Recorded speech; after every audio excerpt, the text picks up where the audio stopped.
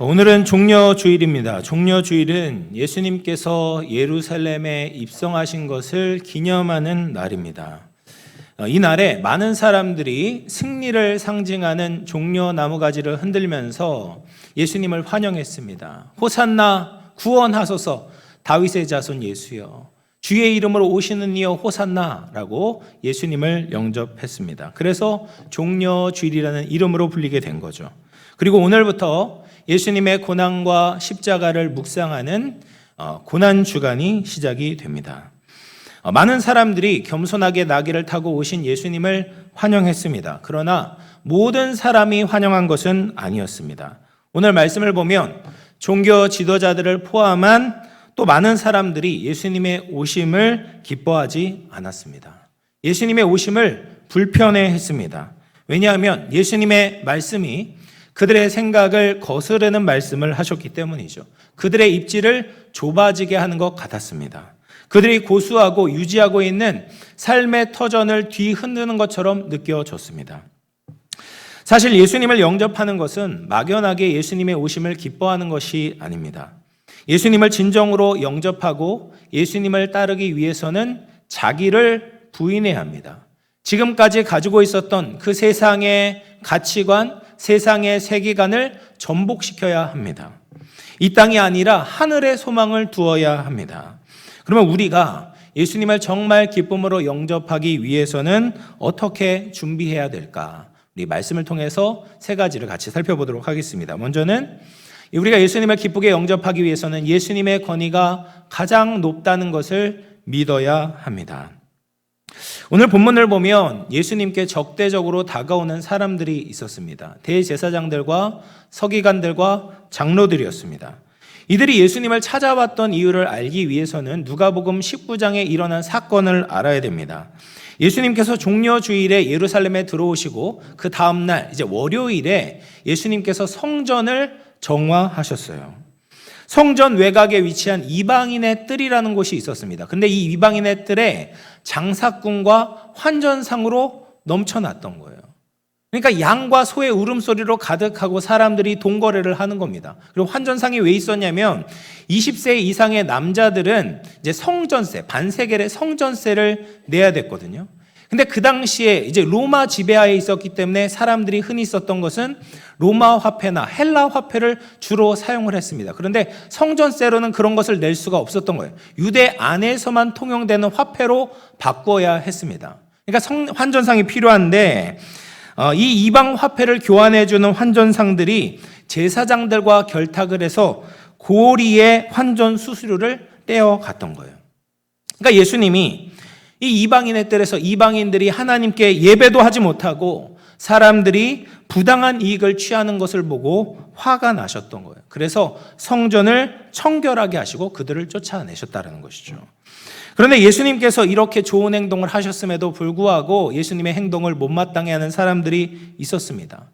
산헤드린 공회의 회원들이었어요. 이들은 유대의 최고 지도자들이었습니다. 그래서 예루살렘에서 일어나는 일, 유대인들에게 일어나는 일, 성전 안에서 일어나는 일들을 모두 관리하는 최고의 권위를 가지고 있었습니다. 근데 지금 예수라는 젊은 청년이 자신들이 허락한 이 행동을 못하게 가로막는 것이 얼마나 괘씸하겠습니까? 그래서 성전에 있는 예수님을 집단으로 찾아와서 묻고 있는 거예요. 누가복음 20장 2절 말씀 보시면 같이 읽어보겠습니다. 시작. 당신이 무슨 권위로 이런 일을 하는지 이 권위를 준 이가 누구인지 우리에게 말하라. 너에게 어떤 권위가 있냐? 누가 너에게 그런 권위를 줬냐라고 예수님께 질문하고 있습니다. 자신들이 정해놓은 이 틀을 파괴하려면 적어도 자신보다 높은 권위를 가져야 되는 거예요. 그런데 유대인들 중에는 자기보다 높은 권위를 가진 사람이 없다라는 거예요. 그러니 너 무슨 자격으로 누가 권위를 줘서 이런 일을 행하고 있냐? 예수님께 따져 묻고 있는 것입니다. 그러자 예수님께서 그 질문에 대답하시는 것이 아니라 세례 요한의 세례와 관련해서 그들에게 반문하고 계세요. 요한의 세례가 하늘로부터 왔냐? 아니면 사람으로부터 왔냐? 이것을 대답하면 내 권위에 대해서 너희에게 말해주겠다라고 말씀하십니다. 근데 종교 지도자들이 이 질문에 대답하기가 매우 곤란했습니다. 당시 유대인들은 세례 요한을 존경하고 하나님으로부터 온 선지자라고 믿고 있었습니다. 그러니까 이 지도자들이 세례 요한의 세례가 하늘로부터 왔다라고 인정을 해야 되는데 그렇게 할 수가 없는 겁니다. 왜냐하면 그렇게 말했다간 세례 요한의 세례를 왜 받지 않냐고 사람들에게 책망을 받을 것이 두려웠던 거예요. 뿐만 아니라 세례 요한이 하늘에서부터 왔다면 세례 요한을 증거한 예수님도 하늘에서 온 것이 된 셈이 되는 거예요. 그러니까 세례 요한을 인정하면 예수님도 인정해야 되기 때문에 인정을 못하는 겁니다. 또 반대로 세례 요한이 사람에게서 왔다라고도 말할 수가 없었습니다. 하나님으로부터 온 진짜 선지자를 부인하는 것은 그 사람이 거짓 선지자가 되는 것이거든요. 근데 율법에 따르면 거짓 선지자는 돌로 치라고 명령했습니다. 그러니까 세례 요한이 사람으로부터 왔다라고 말한다면 사람들로 하여금 돌로 맞을 수 있는 위험이 있기 때문에 이 사람들이 그렇게 대답을 할 수가 없었다라는 것이죠. 그래서 이들이 꼼수를 쓰듯이 모호한 대답을 하는 거예요. 어디로부터 왔는지 알지 못한다라고 말합니다. 여러분, 지금 이들이 신경을 쓰고 있는 것이 무엇입니까? 하나님의 권위가 아닙니다. 하늘 권위가 아니에요. 인간들의 평가에, 인간의 권위에만 신경을 쓰고 있었습니다. 세례 요한이 정말 하늘의 권위를 가지고 있다면 자신들의 체면이 깎이더라도 세례 요한의 세례를 받아야 했습니다.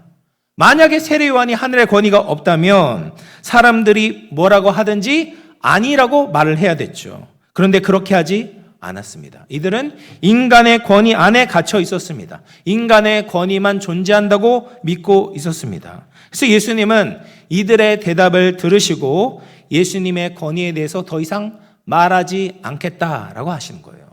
하나님의 권위를 인정하지 않은 그들에게 더 이상 대답할 필요가 없었다는 것이죠.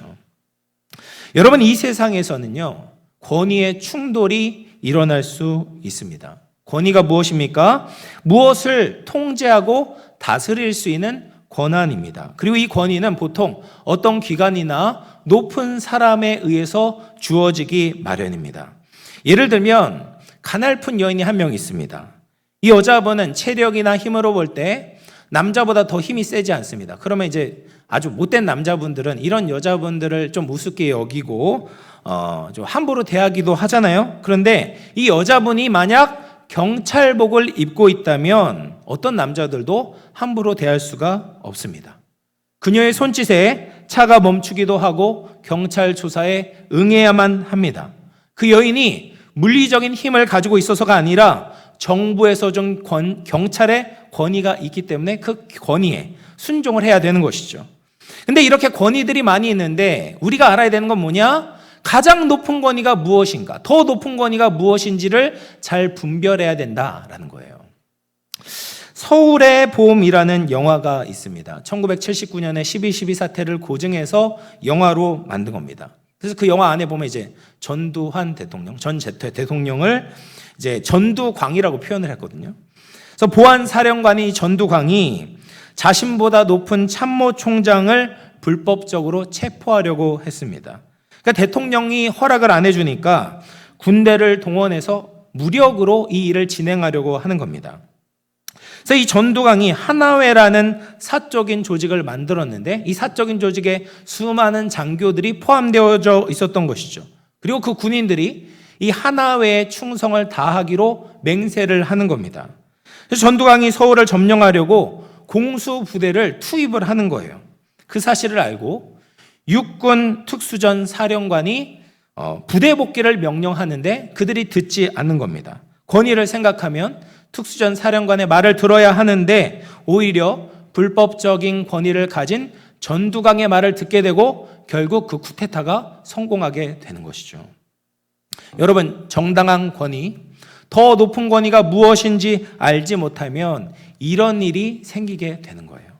근데 지금 종교 지도자들이 가장 높은 권위를 알아보지 못하고 있습니다. 하나님의 권위를 가지신 예수님 앞에서 지금 감히 권위의 문제를 들먹이고 있습니다. 왜냐하면 대제사장들은 로마 정부의 임명을 받아서 지금의 위치를 얻었기 때문입니다. 대제사장은 세계에서 가장 높은 정부의 권위를 인정받았습니다. 그러니까 무서울 것이 없는 거예요. 성전을 마음껏 다스릴 수 있다고 생각을 하고 돈도 얻을 수 있었습니다. 로마보다 더 높은 나라는 없고 로마 황제보다 더 강한 왕은 없다고 믿었어요. 근데 이들의 착각이 무엇입니까? 인간의 권위보다 더 높은 권위가 있다는 거예요. 이 땅의 가장 높은 권위도 한계가 있습니다. 인간의 권위는 죄를 이길 수 없습니다. 인간의 권위는 사망 권세를 이길 수 없습니다. 어떤 권위도 영원한 생명을 줄 수 없습니다. 하늘의 권위만이 인간의 이 가장 중요한 문제를 해결할 수 있는 거죠.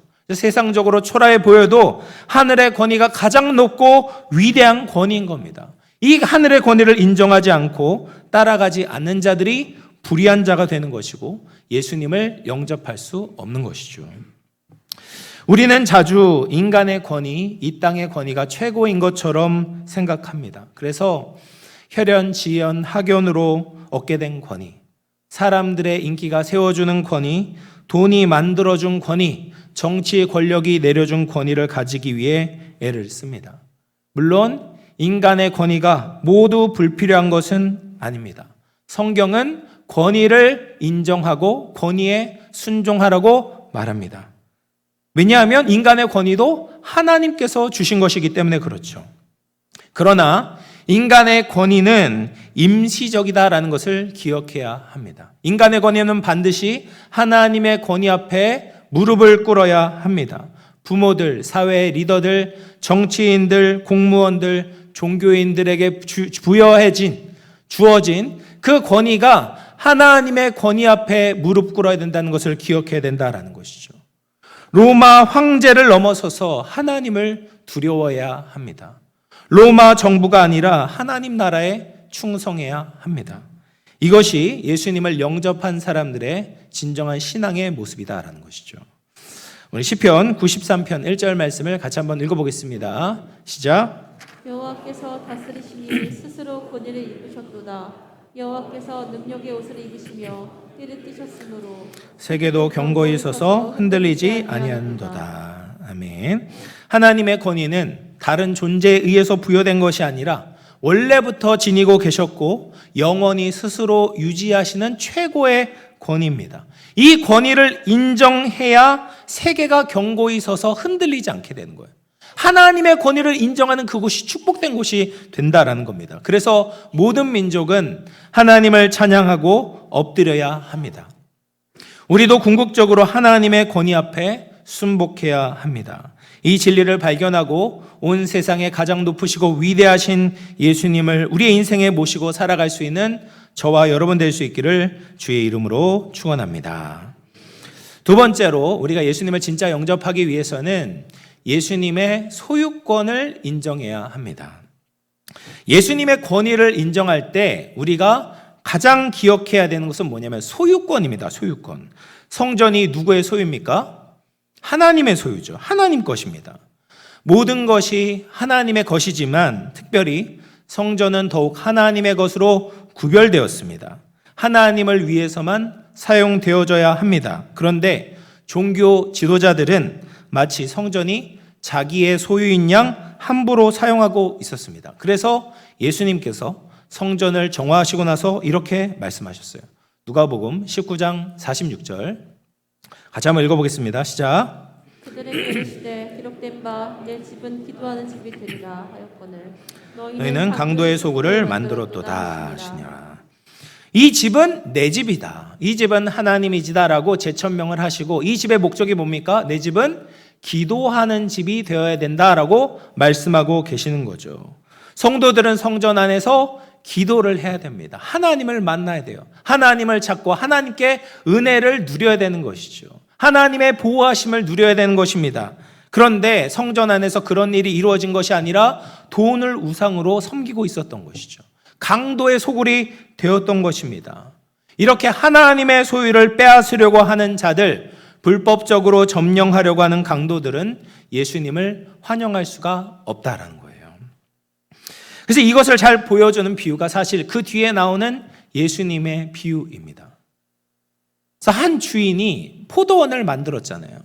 포도원을 만들고 그것을 소작농들에게 맡기고 외국으로 떠납니다. 그러니까 소작농들에게 막 새로 줬으니까 그 새를 바쳐야 되잖아요. 그래서 시기가 되어서 종들을 보내서 그 소작농들에게 포도원 소출의 일부를 가지고 와라 이렇게 이야기를 했는데 그 악한 농부들이 종들을 때리고 빈손으로 돌려보내는 겁니다. 다른 종들을 보내어도 마찬가지였어요. 마침내 주인이 자신의 아들을 보내면서 내 아들만큼은 존중하겠지 기대를 했습니다. 그런데 이 악한 농부들은 아들을 보고 말했죠. 이 사람이 상속자니까 그를 죽이고 유산을 차지하자. 그래서 그들은 아들을 죽이고 포도원 밖으로 내던져 버렸습니다. 예수님께서는 이 비유를 말씀하시면서 물으셨습니다. 그러면 이 포도원 주인이 그 농부들을 어떻게 하겠냐? 주인이 와서 농부들을 죽이고 포도원을 다른 사람들에게 주지 않겠냐라고 말씀하신 거예요. 여러분, 이 말도 안 되는 비유가 지금 일어나고 있다라는 겁니다. 포도원 악한 품꾼들은 1차적으로는 종교 지도자들을 의미합니다. 이들은 선지자를 쫓아내고 아들을 죽이면 성전을 자신들이 차지할 수 있을 것이라고 착각하고 있었습니다. 눈에 보이지 않으니 하나님은 없다, 하나님은 죽었다, 스스로를 속이고 있었습니다. 하나님의 권위와 소유권을 무시했습니다. 그런데 이와 똑같은 강도짓이 우리에게도 얼마나 많이 일어나는지 모릅니다. 내 인생의 주인이 나라고 생각하는 사람들이 얼마나 많이 있습니까? 내 시간과 내 건강과 내 가정, 내 돈 모두 나를 위해서 사용하려고 합니다. 근데 그것들은 내 것이 아니죠. 하나님의 것입니다. 우리에게 주어진 것은 모두 하나님이 우리에게 맡기신 겁니다. 그러니 내 생존을 위해서도 사용해야 되지만 그것을 가지고 우리가 하나님을 예배해야 되는 것이죠. 하나님께 드려야 합니다. 이것을 부인하고 거부하는 자는 모두 강도이고 포도원의 악한 품꾼과 같은 것입니다. 사도행전 2장 36절 말씀 같이 한번 읽어보겠습니다. 시작. 그런즉 이스라엘 온 집은 확실히 알지니 너희가 십자가에 못 박은 이 예수를 하나님이 주와 그리스도가 되게 하셨느니라. 하나님은 예수님을 뭐로 삼으셨어요? 우리에게 주와 그리스도가 되게 하셨다라고 말해요. 그리스도라는 것은 구원자이거든요. 그러니까 우리는 예수님을 구원자라고 받아들여요. 우리가 죄가 있고 죽어야 되기 때문에 예수님이 구원자가 되셔야 된다는 것은 너무나도 흔쾌히 인정합니다. 그런데 예수님이 주님이라는 것을 자꾸 인정하지 못해요. 예수님이 내 인생의 주인이라는 것을 받아들이지 못하는 겁니다. 그렇다면 우리의 믿음은 반쪽짜리에 불과하다라는 거예요. 예수님은 우리의 주와 그리스도가 되게 하신 겁니다. 고린도전서 6장 19, 20절 너희 몸은 너희가 하나님께로부터 받은 바 너희 가운데 계신 성령의 전인 줄 알지 못하느냐. 너희는 너희 자신의 것이 아니라 값으로 산 것이 되었으니 그런즉 너희 몸으로 하나님께 영광을 돌리라. 이 구절을 이제 셰퍼드 라이프의 교재에서는 이렇게 표현을 합니다. 한 사람이 어떤 집을 잘 구상하고 계획해서 집을 지었어요. 그러면 저 집이 내 집이다라고 말할 수 있잖아요.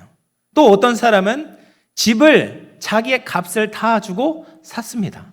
그러면 그 집을 내 집이라고 말할 수 있겠죠. 어떤 사람은 그 집에서 거주하면서 생활을 하고 있습니다. 살고 있어요. 그럼 뭐 월세든 전세든 그 집을 내 집이라고 말할 수 있잖아요. 근데 삼위 하나님께서 우리에게 행하신 일이 바로 이 일이다라는 거예요. 하나님이 만드시고 예수님께서 생명값을 주시고 우리를 사셨고 성령님이 우리 안에 거하고 계시는 겁니다. 나는 완전히 하나님의 것이에요. 하나님의 소유입니다. 다른 어떤 것도 우리 인생을 향해서 소유권을 주장할 수가 없다라는 거예요. 우리는 오직 하나님을 위해서 살아야 되는 거예요. 우리의 진짜 주인을 위해서 살아야 하는 것입니다. 하나님께 영광을 돌려야 돼요. 이 사실을 받지 못하면 우리는 예수님을 온전히 영접했다고 말할 수 없는 겁니다. 사랑하는 성도 여러분, 하나님이 우리의 주인이심을 믿으시기를 바랍니다. 예수님이 우리의 주인 되심을 인정하며 사시기를 바랍니다. 하나님이 보이지 않아도 살아 계십니다. 하나님은 우리의 주인 되십니다.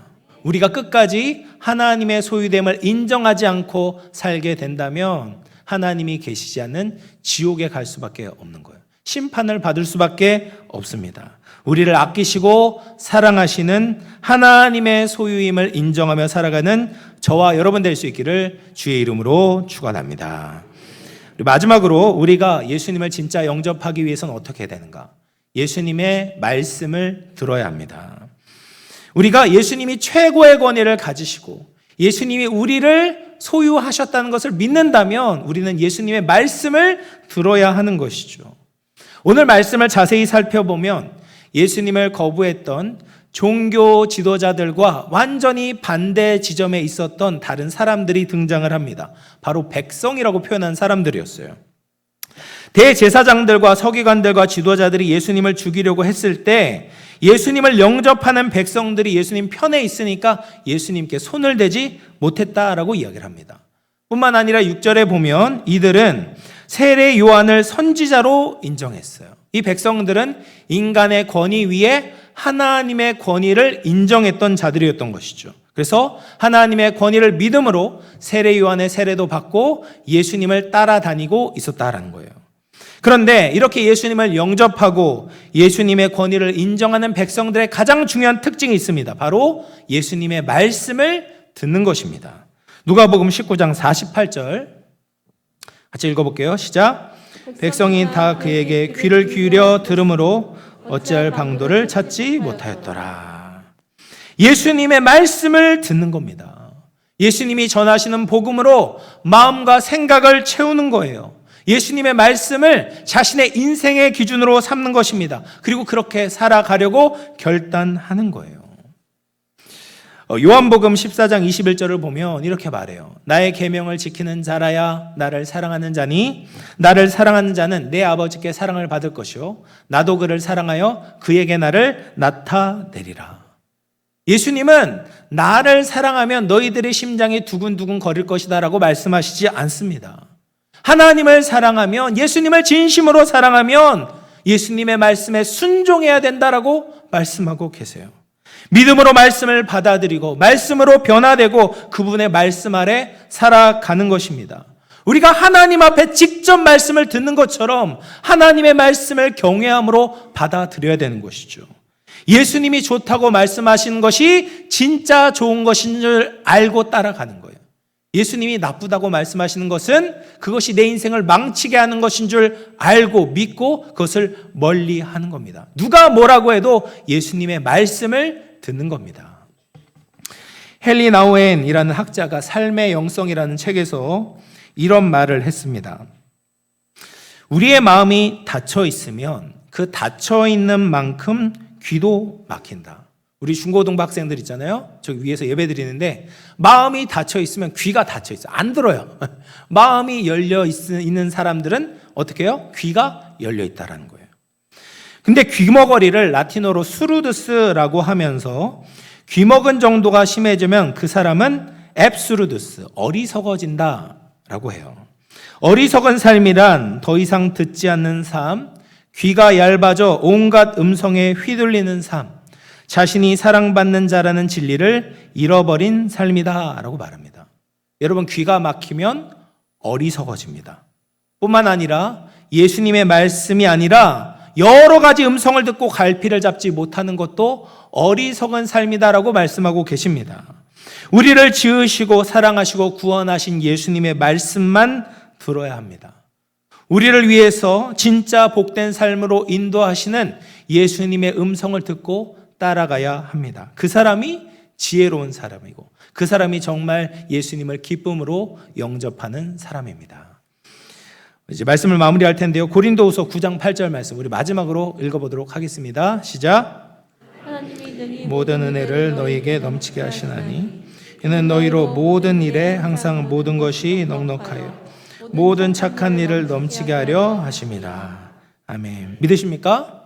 하나님은요 모든 은혜를 우리에게 넘치도록 부어주시는 분이다라는 거예요. 여러분, 그래서 하나님께서 우리에게 육체의 생명도 주시고 이 생명을 가지고 살아갈 수 있는 힘도 주시고 모든 것을 보호해 주시고 예수 그리스도의 십자가를 통해서 영원한 생명을 주셨습니다. 우리에게 과분한 은혜를 베풀어 주셨어요. 근데 받은 자들이 내가 언제 받았냐? 내가 원래 주인이라고 우긴다면 그 사람은 하나님의 백성이 될 자격이 없는 것입니다.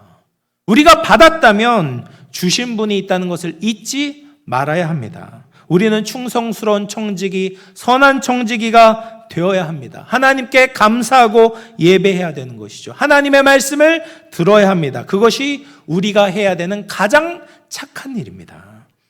이 종려주일 우리를 향해 사랑의 손을 내미시는 예수님을 진정으로 환영하고 받아들일 수 있는 우리 영암의 모든 성도들 다 될 수 있기를 주의 이름으로 축원합니다.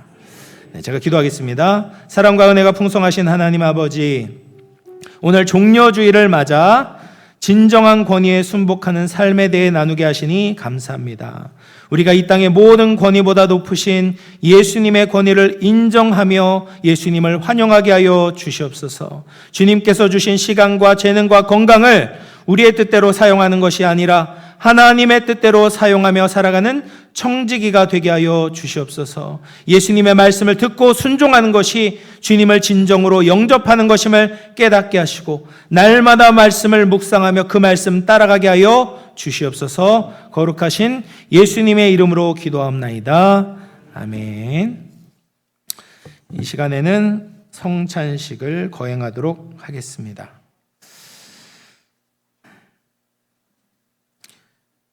예수님께서 말씀하셨습니다. 나는 생명의 떡이니 내게 오는 자는 결코 줄이지 아니할 터요 나를 믿는 자는 영원히 목마르지 아니하리라. 예식은 주 예수님께서 친히 세우사 그리스도를 기념하여 그의 재림시까지 그의 죽으심을 기억하게 하는 예식입니다. 그래서 예수님의 생명을 우리가 먹고 마셔야 되죠. 예수님이 우리의 생명이시고 힘이시고 살아갈 이유와 목적이 되십니다. 그래서 이 예식은 세례 교인만 떡과 잔을 받고 세례 교인이라고 해도 양심의 가책을 느끼는 사람은 받지 않아도 됩니다. 이 특별한 성찬 우리를 살피고 돌아보고 예수님의 은혜를 누리는 성찬이 되기를 바랍니다.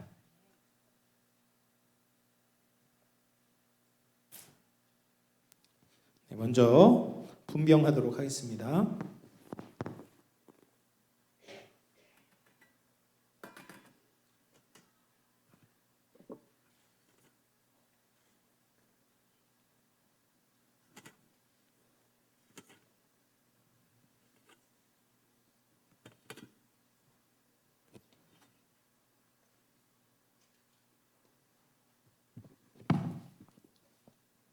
떡을 받으실 분들은 모두 자리에서 일어서 주시기 바랍니다. 제가 한번 기도하겠습니다. 우리의 구원자 되신 하나님 아버지, 이제 우리가 주께서 잡히시던 날에 제정하신 거룩한 떡과 잔을 받기 전에 우리를 돌아보기를 원합니다. 우리는 감히 예수님의 떡을 받을 수 없는 존재이지만 아낌없는 사랑으로 우리를 구원해 주셨고 하나님의 자녀가 되게 하시니 감사합니다. 주님 오셔서 이 떡에 임하여 주시고 이 떡을 먹을 때 예수님의 생명으로 충만케 하여 주시옵소서. 거룩하신 예수님의 이름으로 기도합나이다. 아멘. 분병하도록 하겠습니다. 떡을 받으신 분들은 예수님의 생명을 생각하면서 앉아서 또 드시면 되겠습니다.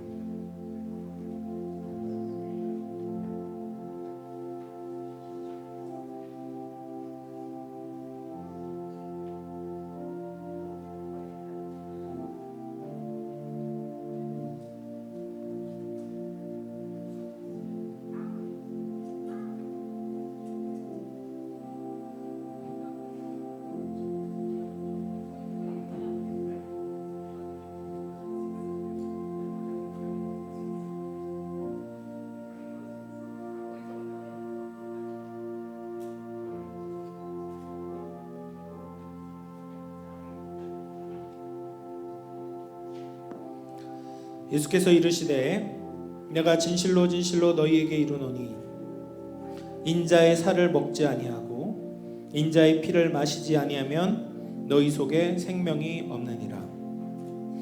내 살을 먹고 내 피를 마시는 자는 영생을 가졌고 마지막 날에 내가 그를 다시 살리리니 내 살은 참된 양식이요 내 피는 참된 음료로다.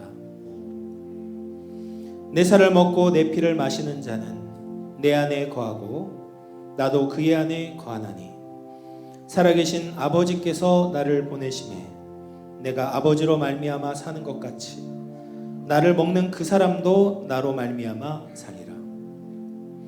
이것은 하늘에서 내려온 떡이니 조상들이 먹고도 죽은 그것과 같지 아니하여 이 떡을 먹는 자는 영원히 살리라.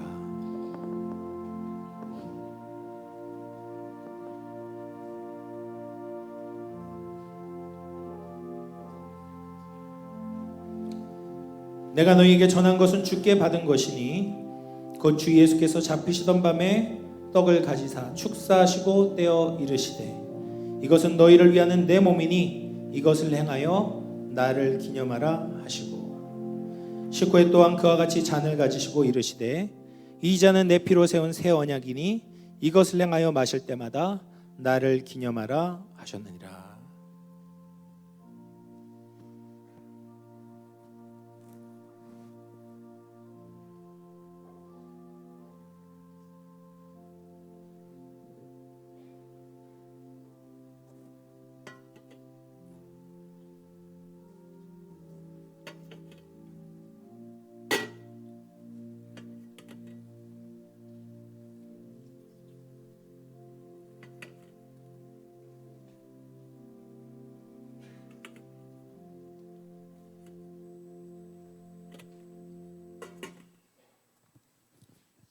이어서 분잔하도록 하겠습니다.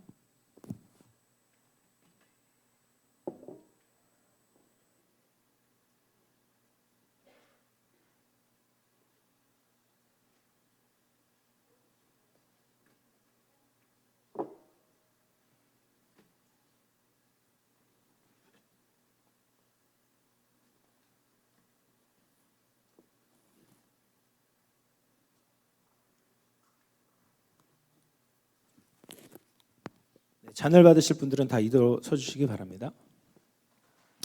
기도하겠습니다. 하나님 아버지, 오늘 이 거룩한 예식을 거행합니다. 주께서 친히 우리를 위해 흘리신 그 보혈을 생각하며 언약의 피, 대속의 피, 생명의 피를 우리에게 허락하시니 감사합니다. 이 피를 먹는 자마다 사망에 이르지 않도록 굳게 붙잡아 주시옵소서. 생명으로 충만케 하여 주시옵소서. 이 잔에 성령으로 임재하여 주시옵소서. 거룩하신 예수님의 이름으로 기도하옵나이다. 아멘. 잔도 예수님의 흘리신 피를 생각하시면서 자리에 앉아서 받으시면 되겠습니다.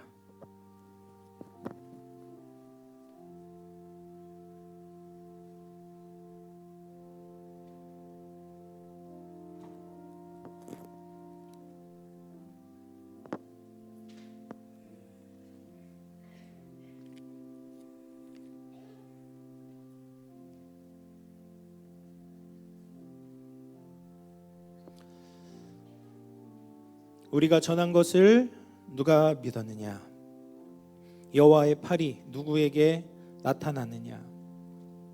그는 주 앞에서 자라나기를 연한 순 같고 마른 땅에서 나온 뿌리 같아서 고운 모양도 없고 풍채도 없은즉 우리가 보기에 흠모할 만한 아름다운 것이 없도다. 그는 멸시를 받아 사람들에게 버림받았으며 강고를 많이 겪었으며 질고를 아는 자라. 마치 사람들이 그에게서 얼굴을 가리는 것 같이 멸시를 당하였고 우리도 그를 귀히 여기지 아니하였도다. 그는 실로 우리의 질고를 지고 우리의 슬픔을 당하였거늘 우리는 생각하기를 그는 징벌을 받아 하나님께 맞으며 고난을 당한다 하였노라. 그가 찔림은 우리의 허물 때문이요 그가 상함은 우리의 죄악 때문이라. 그가 징계를 받음으로 우리는 평화를 누리고 그가 채찍에 맞음으로 우리는 나음을 받았도다. 우리는 다 양 같아서 그릇 행하여 각기 제 길로 갔거늘 여호와께서는 우리 모두의 죄악을 그에게 담당시키셨도다.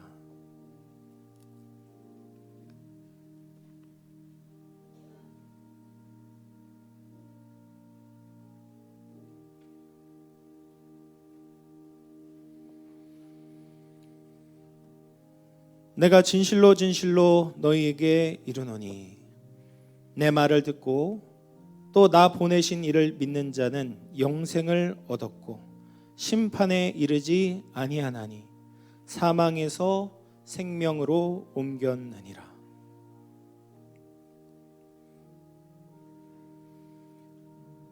예수께서 이르시되 나는 생명의 떡이니 내게 오는 자는 결코 줄이지 아니할 터이요 나를 믿는 자는 영원히 목마르지 아니하리라.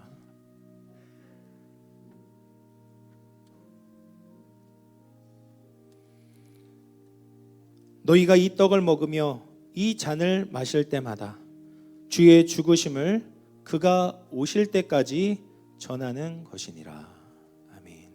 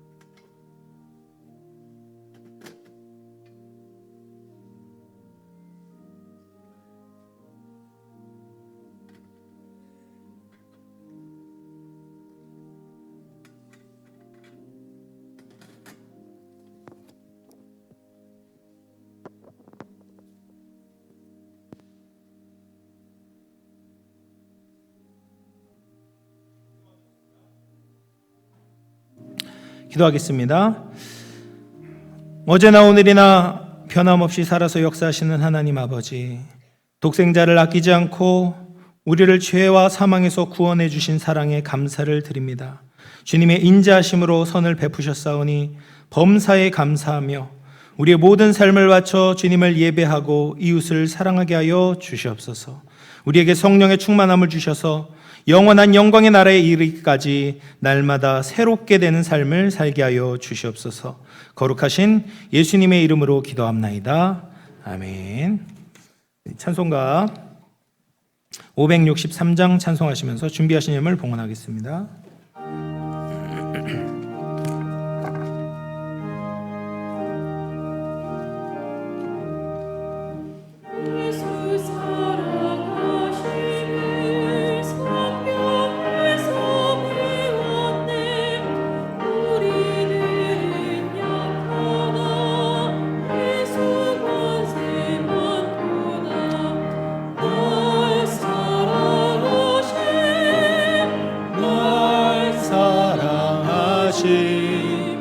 날 사랑하신 성경에 쓰였네. 나를 사랑하시고 나의 죄를 가시소 하늘 문을 여시고 들어가게 하시네. 날 사랑하신 날 사랑하신 날 사랑하신 성경에 쓰였네. 내가 연약할수록 더욱 귀히 여기사 높은 보좌 위에서 낮은 나를 보시네. 날 사랑하신 날 사랑하신 날 사랑하신 성경에 쓰였네. 세상 사는 동안에 나와 함께 하시고 세상 떠나가는 날 천국 가게 하소서. 날 사랑하신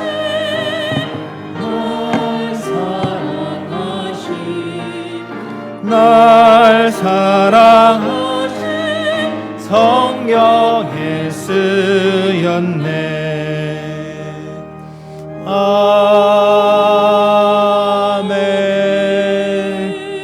기도하겠습니다. 은혜와 사랑이 풍성하신 하나님 아버지, 오늘도 살아계신 하나님의 말씀을 듣고 또 거룩한 예식에 참여케 하시니 감사를 드립니다. 예수님이 예루살렘에 입성하시며 우리에게 베풀어 주신 그 희생과 사랑을 기억합니다. 하나님의 무한하신 권위, 사랑의 권위 앞에 순복하며 주님의 말씀을 듣고 따라가는 우리 모두가 되게 하여 주시옵소서. 오늘도 받은 은혜 감사하여 여러 가지 모양으로 주께 봉헌하여 드립니다. 정석 것들인 손길을 기억하시사 하늘의 신령한 은혜와 땅의 기름진 복으로 채워 주시옵소서. 마음의 질병, 육신의 질병으로 고통받는 환우들에게 찾아가 주시고 주의 전능하신 능력으로 치유하여 주시옵소서. 감사드리오며 거룩하신 예수님의 이름으로 기도하옵나이다.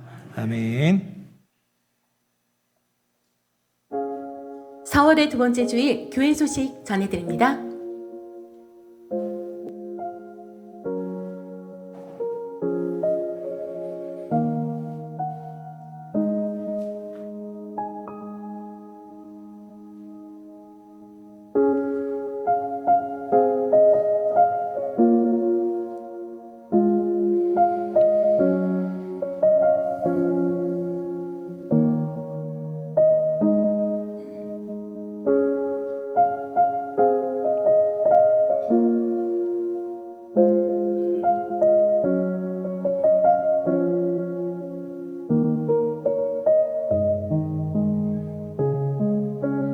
오늘은 종료주일로 예배드립니다.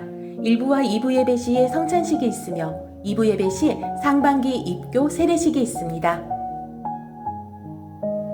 다음 주일은 부활주일로 예배드립니다. 부활주일 새벽 예배는 오전 5시 30분 본당에서 있습니다. 정성을 담아 부활주일 헌금을 봉헌하시기 바랍니다. 2부 예배 시 시온찬양대의 칸타타가 있습니다. 정교인 연합구역 예배가 오늘 오후 2시 본당에서 있습니다. 소망부 예배는 연합구역 예배로 대체합니다. 2025 가나다 행복축제 안내입니다. 현재 태신자 현황은 130명이 382명을 작정하였습니다. 이번 주는 작정하신 태신자에게 안부 문자를 보내는 주간입니다. 행복축제 매뉴얼을 참고하시고 사랑의 메시지를 보내시기 바랍니다. 이교구 봄의 교향곡이 오늘 오후 1시 본당에서 있습니다. 4월 전도와 영적전쟁 특별 집회 안내입니다. 오후 3시 오후 찬양 예배 시에 있습니다. 일정은 다음을 참고하시기 바랍니다. 새가족부 세미나가 오늘 특별 집회 후 북카페에서 있습니다. 평양노회 봄 정기노회가 14일 월요일 오전 10시 30분 황석형 목사께서 심호하시는 평안교회에서 있습니다. 모임 안내입니다. 오늘 오후 12시 30분 선교위원회가 2층 샬롬실에서 있습니다. 환우들을 위해 기도해 주시기 바랍니다.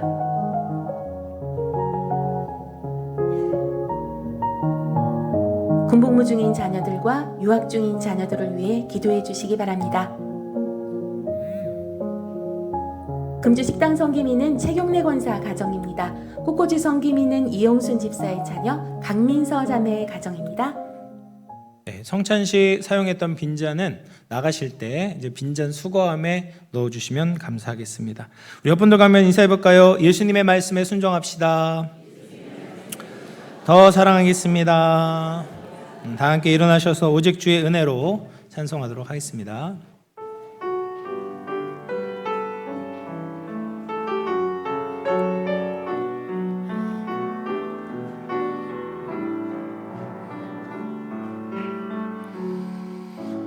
오직 주의 은혜로 지금 여기 서 있네. 한없는 경배 한없는 찬양 내 영혼 예배드리네. 나를 위해 이 땅에 오신 주의 그 은혜 십자가 고통 이기신 주님 그네 어찌 잊으리 주네 날 채우시네 주네 보게 하시네 살아가는 동안 은혜로만 살래 십자가 은혜로. 이제는 우리 주 예수 그리스도의 은혜와 하나님 아버지의 다함없는 사랑과 성령의 감화감동 내주 교통하심의 은혜가 예수님의 은혜와 사랑을 마음에 새기며 그분의 말씀을 전심으로 따르기를 결단하는 사랑하는 모든 주의 권속들의 머리머리 위에 그 가정과 직장과 삶의 터전 위에 자녀 손들 위에 몸된 우리 영암교회 공동체 위에 이 나라의 민족 열방 위에 이제로부터 영원토록 함께 있어지이다. 아멘.